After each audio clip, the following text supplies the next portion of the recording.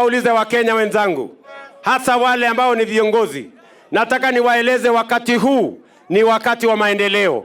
Kuna wakati itakuja ya siasa, tutakutana katika kiwanja ya siasa. Tulizeni boli, mambo bado. Ala, si ndio?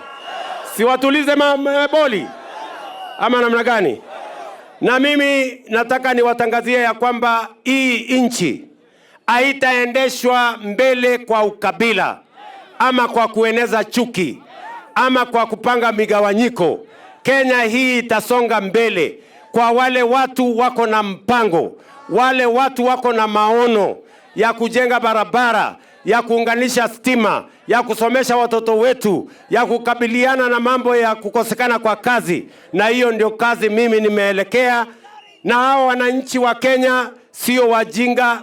Kuna siku watatufanyia mtihani na watajua nani wa kufanya kazi, nani wa ukabila, nani wa chuki, nani wa migawanyiko. Ni kweli ama si kweli, Narok?